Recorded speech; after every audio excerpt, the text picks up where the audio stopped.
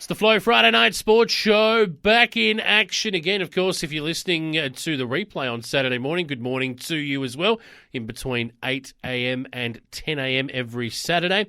It's time to talk basketball, Ellis, and we've got the great man on the line once more who knows all about it from Flow News 24, a good friend of yours. Yes, absolutely. He's our man on the ground, and he's been busy, as have you, in the last week, getting around regionally.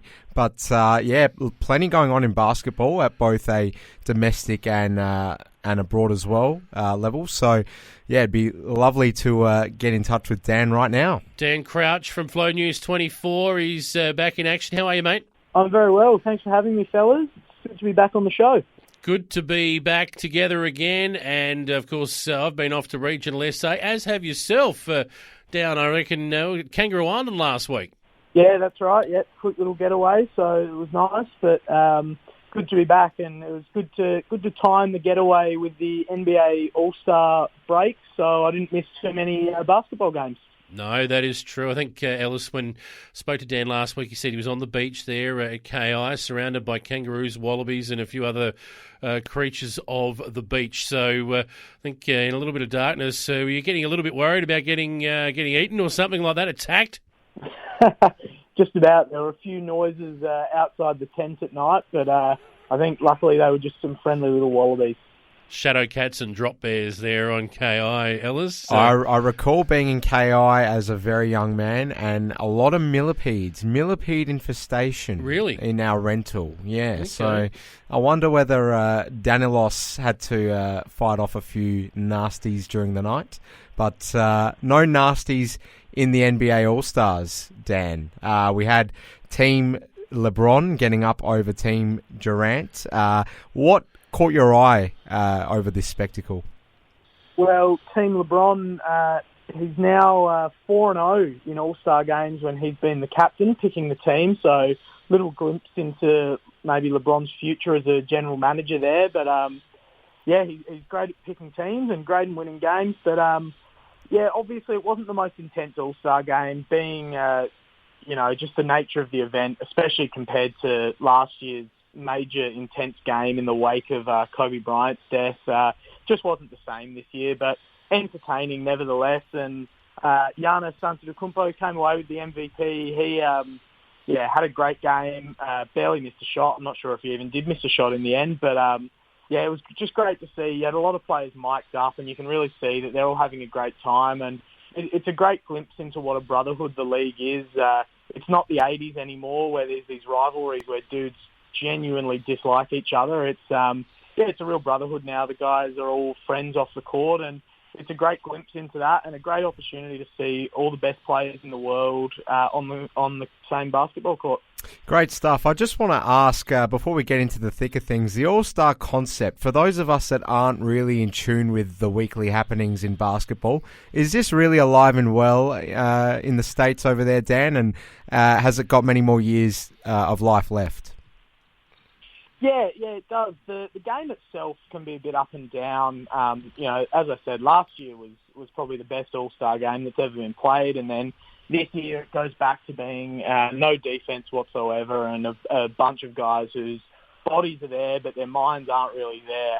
As LeBron James said himself in the lead up to the event, obviously he felt that there shouldn't have been an actual All-Star game this year given the coronavirus pandemic, but yeah, it's certainly got a long time to go.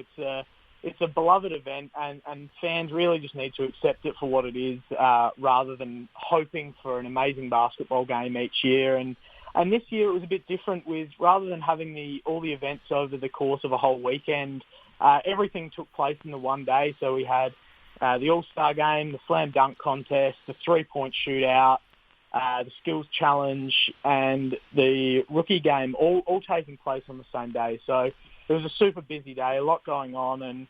And from the dunk contest, we had Anthony Simmons from the Blazers winning it, which, not quite the LeBron James or the Zion Williamson or the superstar name you're hoping for. But it was a great dunk contest nevertheless. And the real event was the three-point shootout, where Steph Curry just put on an absolute clinic, as you'd expect from the best shooter of all time. And he was making shots without even touching the net. So he was on fire, and yeah, he put on a show. Season high 57 points so far this year for Steph Curry. I think leads the league in top scoring. 57 points. I think he's done it nearly a dozen times now, over 50. He just keeps on keeping on and hardly misses. Yeah, I think you find his career high was actually set earlier this year when he hit 62. So I think he came back and had another 57. But yeah, he hit 62 earlier in the season, which was after a few reporters were saying he might not have it in him anymore. He might be a bit past his best. And he came on. He said he took it personally and he put on a show and gave us a career high 62. So, yeah, he's ticking along really nicely this year. Yep, no doubt. Hey, let's talk NBL action. Last night, the Adelaide 36ers took on the Brisbane Bullets. Brisbane came back after a halftime deficit, and the 36ers had their chances in this game. They went down 109 to 104 in a very attacking contest. Defence was around the court, and that was about it. Yeah, there was not too much defence being played. It was a high-scoring game, and both teams were struggling to get stops. But, yeah, the 36ers just couldn't hold on to that halftime lead. Just couldn't get the best of the Bullets in the second half there. But real bright spot in Josh Giddey, the young prodigy, having a career game with 17 points, 7 rebounds and 11 assists. And for those who might be familiar with NBA but not so much NBL, it's a lot easier to get assists in the NBA. They're a lot more generous with crediting players with assists on the stat sheet. So to rack up 11 assists in an NBL game is just huge. Yeah, huge game from Josh Giddey. Unfortunately, it wasn't enough, but nevertheless, really good to see him continuing his strong play, and he'll keep pushing his way up the NBA mock draft boards. As an extension to the 36ers loss, they've come out and released a statement today, if you're listening in the Friday slot, which is revealing that Jeremy Kendall has had his short-term contract revoked. He will make way for what seems to be a very exciting prospect, Dan, for the 36ers in Brandon Paul. And Statman, I just want to quickly throw this to you. Basketball in Greece, it's a huge deal. It is. They love their basket, as they call it back in the motherland. And this 29-year-old prospect in Brandon Paul played for my boys back in Greece, Olympiakos. Oh, really? Huge club, as Dan will tell you, Olympiakos and Panathinaikos in the Euro Leagues there. Dan, I want to hear from you. Is this a sugar hit for the 36ers, or can this really get them back on track and restore some hope within the fan base that the 36ers can go on and achieve something big this season? Yeah, it looks like a pretty good signing, a pretty good roster move all in all from where I sit. Jeremy Kendall hadn't been setting the world on fire. He'd only been playing 11 minutes a game for 5 points a game off the bench, so he wasn't doing too much. And Brandon Paul's a player with, you mentioned his experience playing in Greece, which he's playing in one of the strongest leagues in the world there, but he actually has a little bit of NBA experience prior to that as well. He was on the San Antonio Spurs roster with Greg Popovich there for a little bit, so he's certainly got the experience. He's learned from arguably the best NBA coach of all time there. So I think he'll have plenty to offer for the 36ers. And, yeah, we'll see how he slots in and see how he performs. But I'm tipping that to be a really good signing.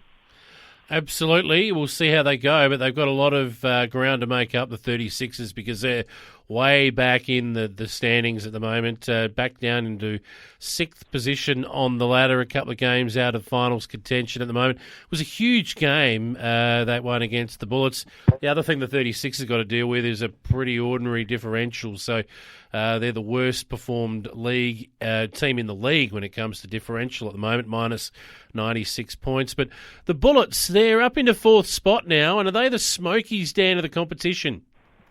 Yeah, they might just be. They keep climbing up. They've only got a point differential of +3 with an 8-6 record, so they've certainly had some close games and they've managed to eke out enough wins there. But from my point of view, Melbourne United are still the team to beat by a reasonable margin. So Perth Wildcats are pushing hard as well. But yeah, Melbourne United, the team to beat for me. So we'll see how that next pack can go and if any of them can chase them. But yeah, Melbourne, they've only played 13 games. A lot of other teams, the Sixers have played 16. A lot of others have played 14. The Wildcats and the Breakers only 11, and the Wildcats are sitting in second place. But, Melbourne United, point differential of 57. They've got Chris Goulding starring for them, as well as Jock Landale, Mitch McCarron and Scotty Hobson. It's a really dangerous first four. So, yeah, they're the team to beat for mine. And we'll see if they can hold on to that top spot with finals not too far away now. That's true. Some big games coming up this weekend. The Bullets and the Kings. That's a huge game. The Hawks, who are still loitering around, they take on the top of the ladder, Melbourne United, as you mentioned, and the Wildcats and the 36ers on Sunday. That will be Brendan Paul's debut with the 36ers this time round. We'll see if that can make some sort of difference.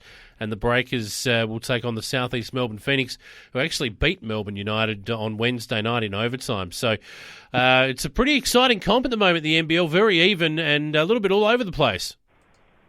Yeah, it is. It's for me, it really adds an element of surprise that not everyone's played the same amount of games. I mean, it's hard to analyse who the best teams are just by looking at the ladder. So it really does put a lot of extra stock into these later games and yeah, you really got to pay attention to figure out who the better teams are. So, yeah, I think it's made the comp very entertaining and, keen to see how the last few weeks play out for sure. Dan the Man, you can see his work, Dan Crouch, on Float News 24. Check it out. Dan, great chatting with you again, mate. Enjoy the weekend ahead, all right? Thanks, guys. Same to you. Enjoy.